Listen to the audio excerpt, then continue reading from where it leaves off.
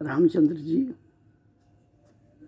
अयोध्या में 22 जनवरी को आ रहे हैं और हम उनकी स्वागत की तैयारी में रामचरितमानस को गाकर उनका अभिनंदन करते हैं।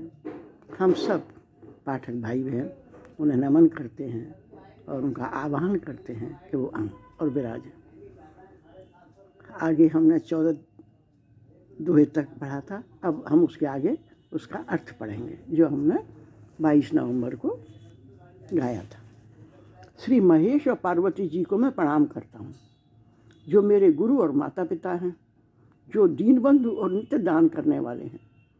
श्री सीतापति श्री रामचंद्र जी के सेवक, स्वामी और सखा हैं तथा मुझ तुलसीदास का सब प्रकार से कपट रहित सच्चा हित करने वाले हैं।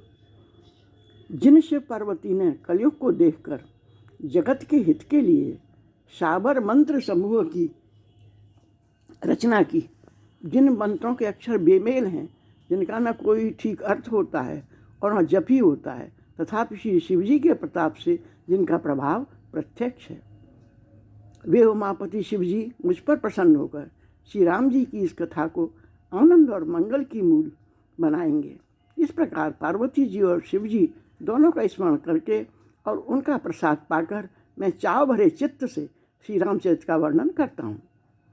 मेरी कविता श्री शिव जी की कृपा से ऐसी सुशोभित होगी जैसी तारागणों के सहित चंद्रमा के साथ रात्रि शोभित होती है।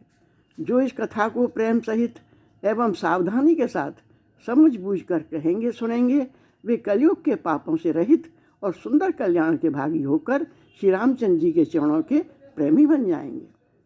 यदि मुझ पर श्री शिव जी और पार्वती जी स्वप्न में भी सचमुच प्रसन्न हों तो मैंने इस भाषा कविता का जो प्रभाव कहा है वह सब सत्य हो। मैं अति पवित्र श्री अयोध्यापुरी और कलयुग के पापों का नाश करने वाली श्री सरयू नदी की वंदना करता हूँ।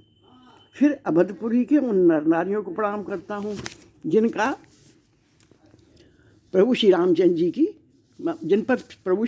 जी की ममता थोड़ी नहीं है।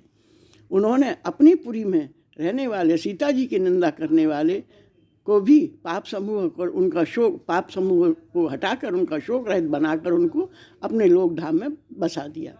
मैं कौशल्या रूपी पूर्व दिशा की वंदना करता हूँ, जिसकी कीर्ति समस्त संसार में फैल रही है।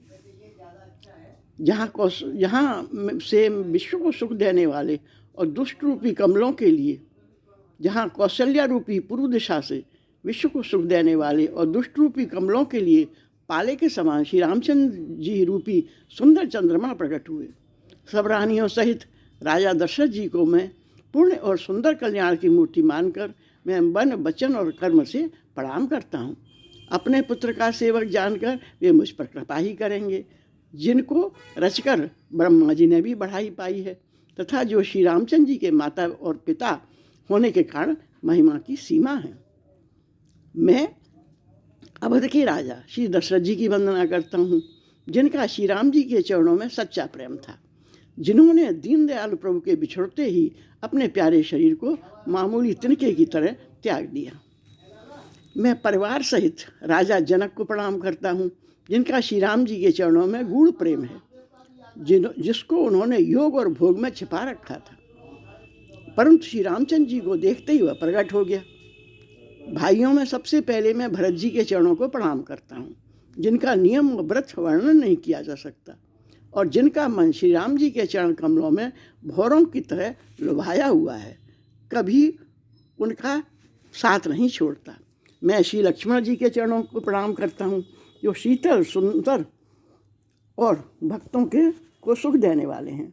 श्री रघुनाथ जी की कीर्ति बेवल पताका में जिनका लक्ष्मण जी का यश पताका को ऊंचा करने वाले फहराने वाले दंड के समान हुआ। जो 1000 सिर वाले और जगत के कारण 1000 सिरों पर जगत को धारण कर रखने वाले शेष जी हैं, लक्ष्मण जी, जिन्होंने पृथ्वी का भय दूर करने के लिए अवतार लिया। वे गुणों की खान कृपा सिंधु सुमित्रा नंदन श्री लक्ष्मण जी मुझ पर सदा प्रसन्न रहें। मैं श्री शत्रुघ्न जी के चरण कमलों की वंदना करता हूँ, जो बड़े वीर सुशील और श्री भरत जी के पीछे चलने वाले हैं।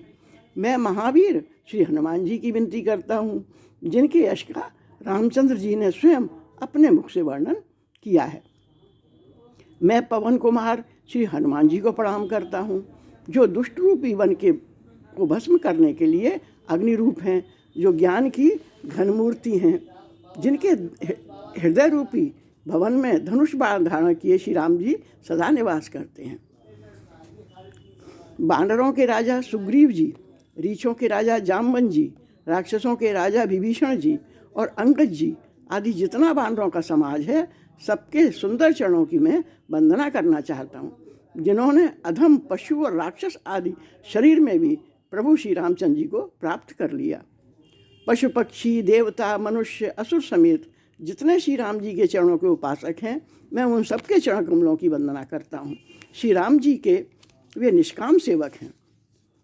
सुखदेव जी, सनकादि, नारद मुनि आदि जितने भक्त और परम ज्ञानी श्रेष्ठ मुनि हैं, मैं धरती पर सिर टेक कर उन सबको प्रणाम करता हूँ। हे मुनीश्वरों, आप सब मुझको अपना दास जानकर कृपा कीजिएगा।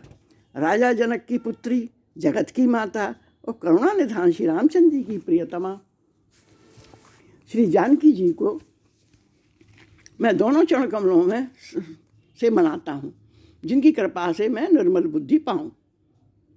फिर मैं मन वचन और कर्म से कमल नयन धनुष बाणधारी भक्तों की विपत्ति का नाश करने वाले और उन्हें सुख देने वाले भगवान श्री रघुनाथ जी के सर्वसमर्थ चरण कमलों की वंदना करता हूँ, जो वाणी और उसके अर्थ तथा जल और उस जल की लहर के समान कहने से अलग अलग हैं, परंतु वास्तव में एक ही हैं।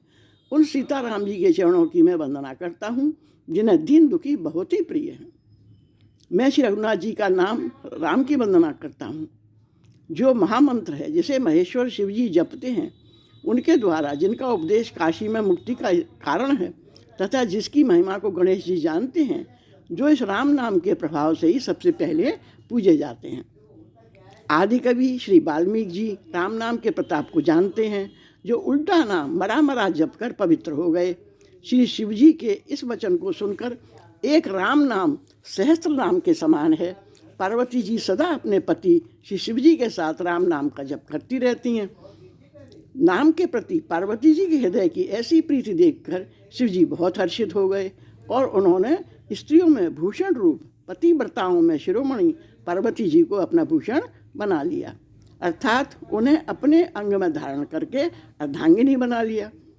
नाम के प्रभाव को श्री शिव जी भली भांति जानते हैं, जिस प्रभाव के कारण कालकूट जहर ने उनको अमृत का फल दिया। श्री रघुनाथ जी की भक्ति वर्षा ऋतु है। तुलसीदास जी कहते हैं, उत्तम सेवक धान है और राम नाम के 2 सुंदर अक्षर सावन भादों के महीने हैं।